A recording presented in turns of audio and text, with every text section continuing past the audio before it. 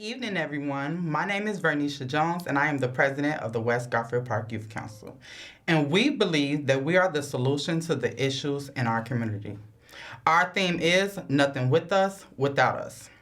The West Garfield Park Youth Council is sponsored by Fathers Who Care, which is a nonprofit organization located on the west side of Chicago within the West Garfield Park community. Again, everyone, I'm Vernisha Jones, and I am the president of the West Garfield Park Youth Council.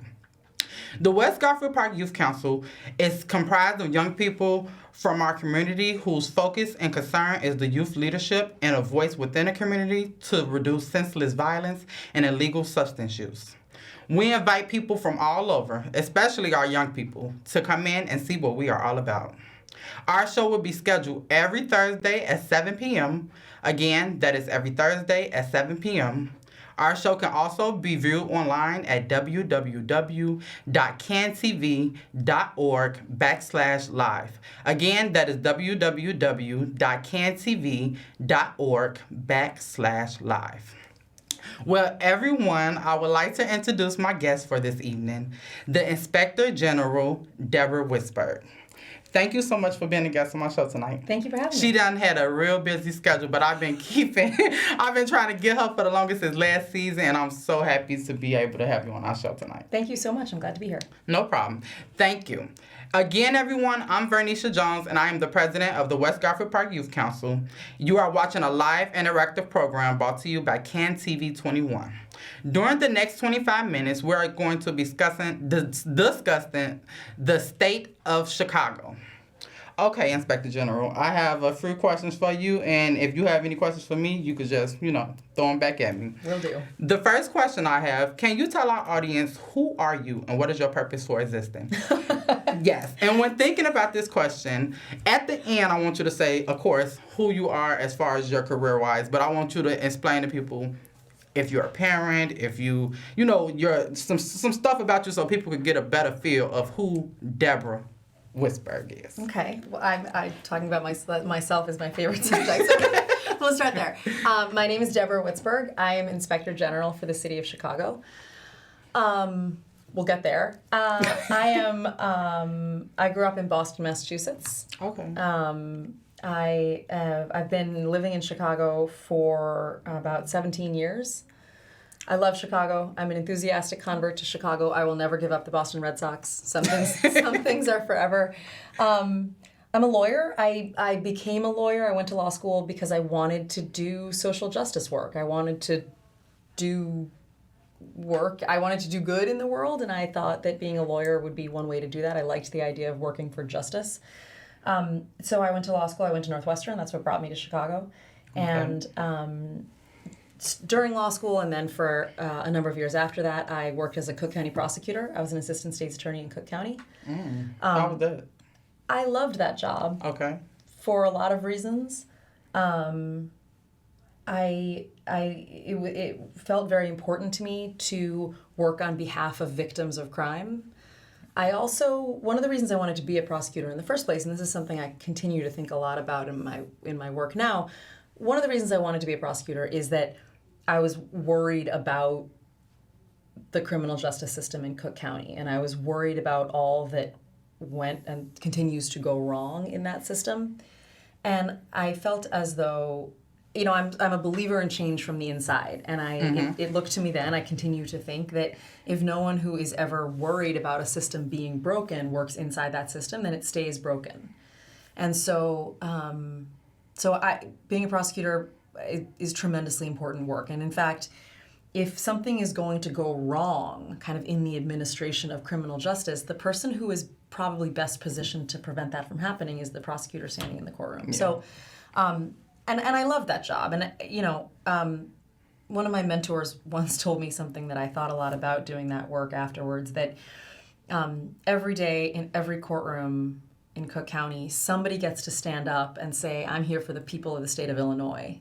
Yeah. And getting to be that person is a very powerful, very very exciting thing. So I loved that job. But I, for a variety of reasons, wasn't going to do it forever. And so I was eventually sort of spiritually ready to leave the state's attorney's office.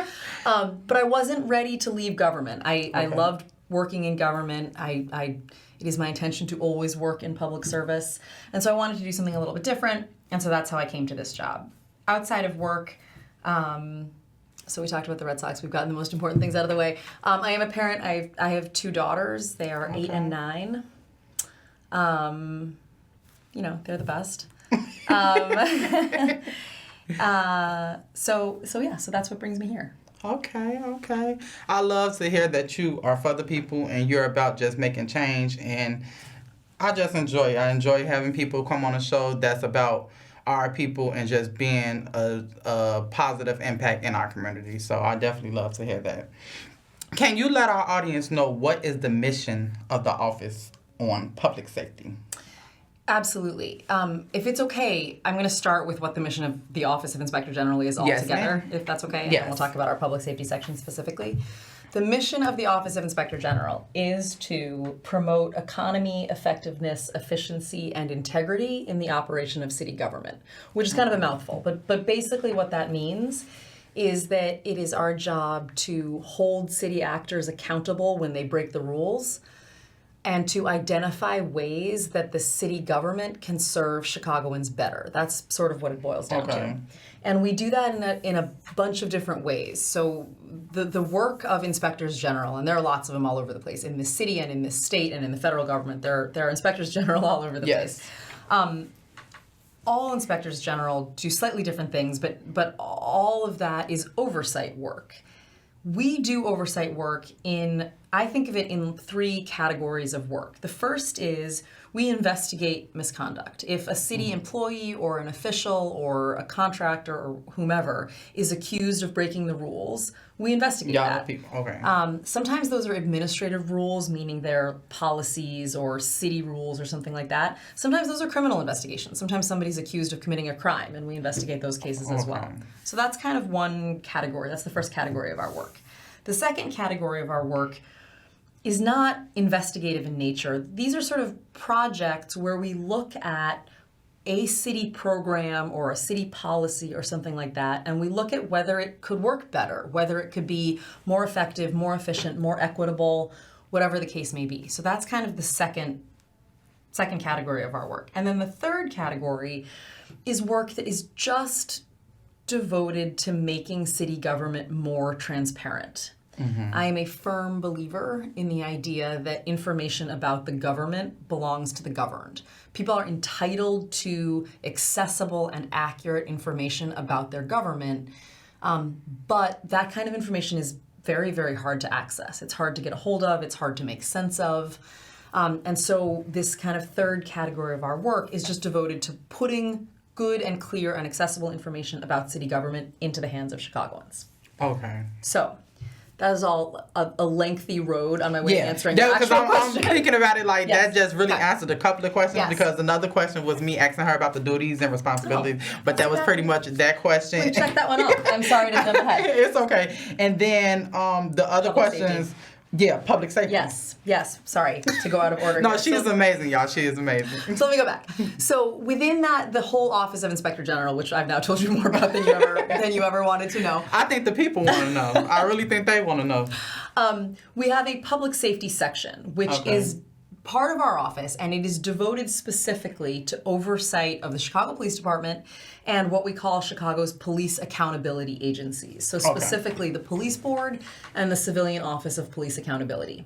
So that public safety section is just to sort of focus resources and expertise and attention within our office on these police and police accountability issues in recognition of how important those issues are in city government and to Chicagoans.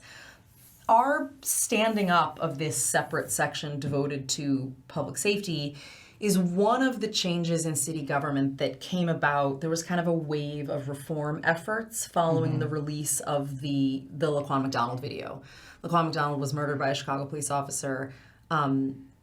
When the video of that shooting was released, it kind of touched off a wave of reform efforts in city government, and the creation of our public safety section was one of those efforts. So that our public safety section has within our office's larger mission, has its own purpose written right into the law, and that purpose has to do with enhancing public safety, increasing the effectiveness of the police department and the accountability agencies, protecting civil rights, and critically, improving the relationship between the Chicago Police Department and the communities it serves. Okay. All in a day's work. Okay. And so when stuff like that happen, as far as like police brutality and stuff like that, that type of stuff come through you all, and you guys have a big hand inside of that type of stuff?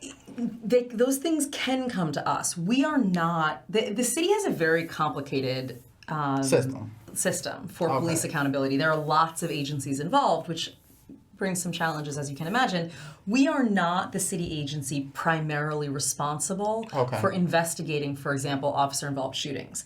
COPA, the Civilian Office of Police Accountability, is primarily responsible for investigating shootings like that, and then we oversee COPA. It's our job to make sure that COPA is doing its job. What they're supposed to. Yeah. Okay. And so when you talk about, I know you said a little bit about why did you get into the work. Why are you so passionate? And I know you was first doing the job that you did before becoming the Inspector General. Why are you so passionate and standing the type of work that you do? But like, was it something that happened here? Because normally a lot of people say it'd be something that happened in their life that caused them to want to do that. Like, what's your story? Well, I will first say I am a true believer in the responsibility and the power of government to do good. I believe that government, and maybe most particularly local government, can be a tremendous force of good in people's lives, but only if it's working the way it should. Yeah. Exactly.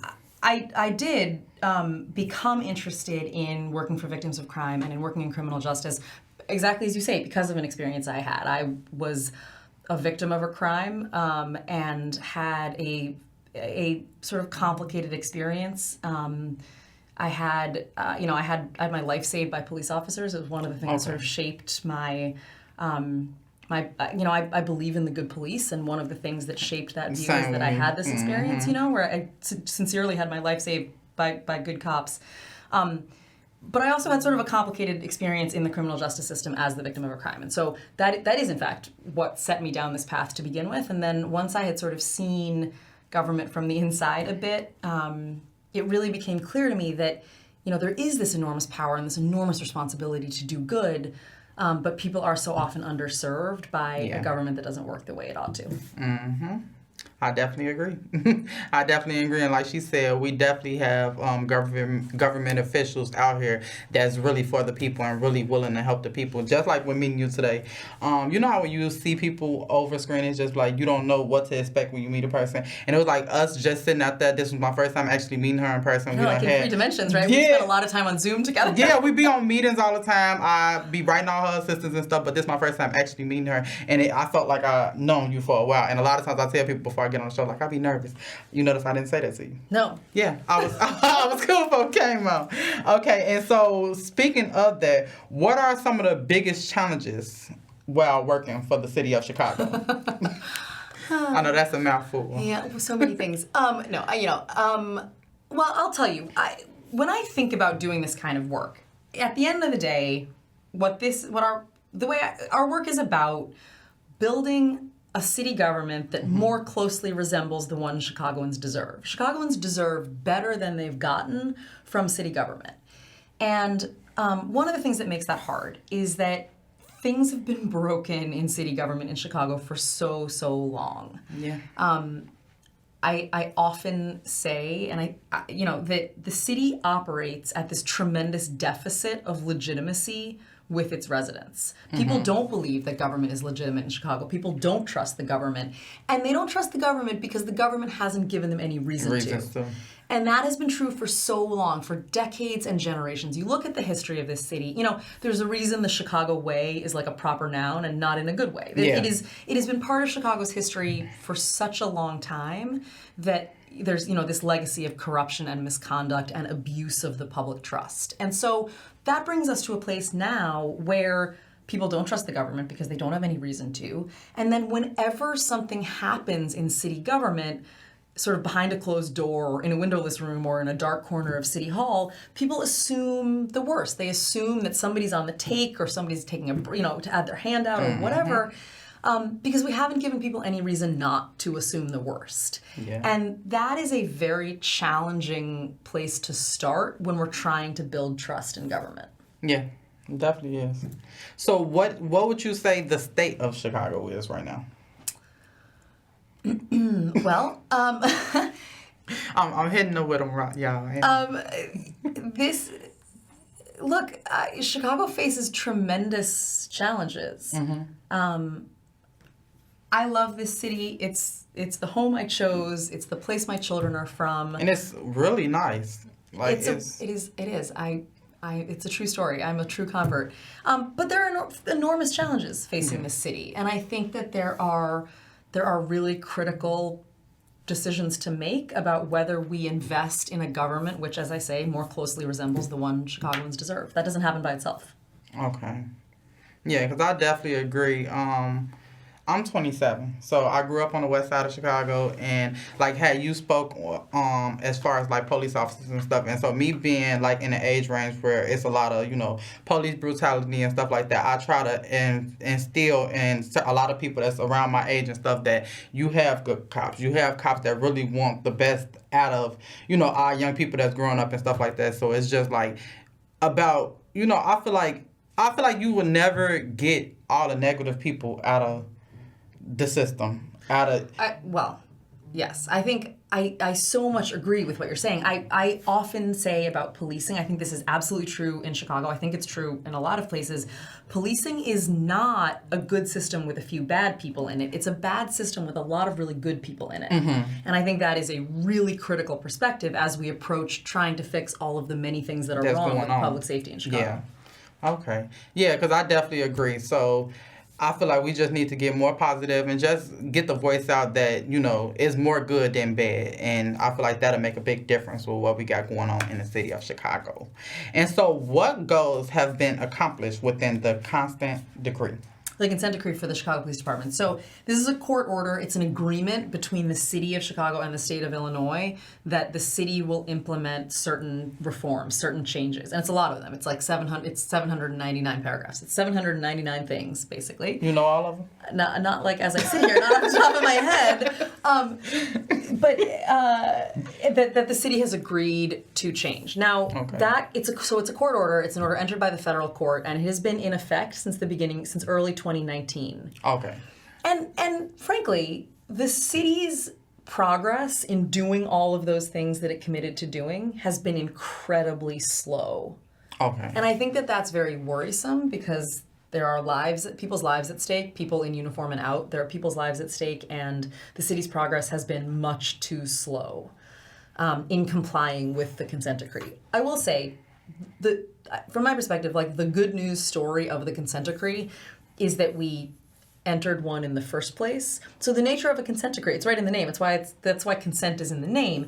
It's something that the city agreed to do. The city itself agreed to make these sweeping changes in its public safety system.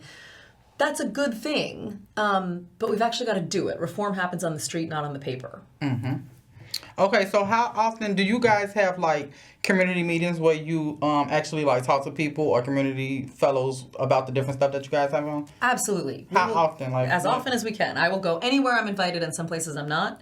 Okay, so you guys don't have your own but it's like if people offer you to come out to speak on your behalf, you will come. Absolutely, and I will show up just about anywhere. I mean, we go to ward nights, we go to they be at our meetings. Yes, we go to groups like yours. We go to church basements. We go to school gyms. We will go anywhere to talk to any group. And the reason that's so important is, we can't do everything that needs doing. There are more problems in city government than we are going to fix. Yeah. We can't do everything that needs doing. So I want to make sure that the things we are doing, the things we're investing resources in doing, are the things that matter most to people. Yeah. And the only way we know what matters most is by hearing from people. Okay, and so if people want to get in contact, if they want you guys to come out and speak or anything, how can they get in contact with you, Inspector General Deborah Witzburg? I'm so glad you asked. People should go to our website. It is igchicago.org. And there are links on that website to contact us where people can send us information about what they are worried about, what they think I should be worried about. We'll take all of that information. There's also a link there to request a speaker where people can put in information inviting us to anything that where they would like us to appear, and we'll be there. Okay. And so speaking of, I want to talk a little bit about our young people. Yes. Because as you guys know, this show is the West Garfield Park Youth Council, but I did want to, put out some information for everyone that's watching because we have a whole age range of people that watch. If we have some young people out here that would be interested in the type of work that you do or anything, is there any type of advice or anything you would give to some young people out there? Yes. That is just that it is incredibly empowering to be well informed. And so when I talked about the work we do to put information about the government into the hands of people who need it, I think one of the most powerful things that people can do, and young people are especially well situated to do this, is to be well informed. We have made a huge amount of information, I hope, usefully available about the city. Yeah. And I think all that information is huge troves of data in these digital visualizations, et cetera. I think young people who are very tech savvy are so well equipped to kind of navigate that and make use of it. And well-informed citizens are very, very powerful ones. And so I would encourage people to spend a little bit of time sort of getting a hold on that and on that city what's data. Going on. Absolutely. Yeah, that's how we hold people accountable. That's the flashlight that serves as antiseptic in city government. Okay. And if anybody is just not tuning in, our guest on the show tonight is Inspector General Deborah Witzburg. Tonight we're talking about the state of Chicago. And if we have any young people out there that need a safe haven, a place to come to, we also have the West Garfield Park Youth Council, which is located on the west side of Chicago. Within the West Garfield Park Youth Council, we have a drop-in space where we have a space where young people could come in Monday through Friday from 10 a.m. to 5 p.m. And anything you need, if you need help with homework, if you need use of a computer, if you just need somebody to talk to, we have an open space, open policy door where we have young people come in Monday through Friday. And if you need to contact us, you can contact us at 773-287-5821. Again, that number is 773-287-5821. So we're going to get a few more questions. We run it down on time. Every time we do shows, it's like the time just going so fast once you start talking. What kind of things can we do in our community to enlighten our young people and save more lives? Because I know you probably hear about all the different stuff that's going on in the community, which is so heartbreaking. Well, we having a lot of young people, a lot of women losing their life to gun violence and, stuff like that. So what is something you think we could, something that can happen?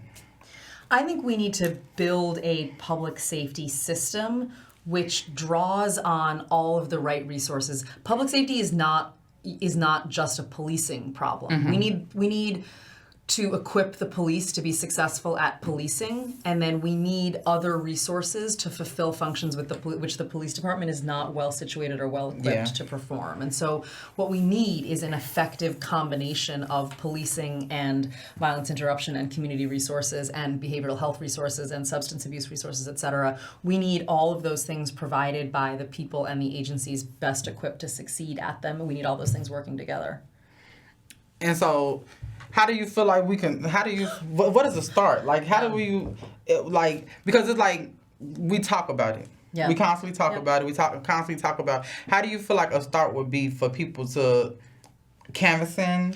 I think it's organizations exactly like yours where you bring together representatives from the police department and from community organizations and individuals and neighborhood representatives and block clubs, getting all of those people around a table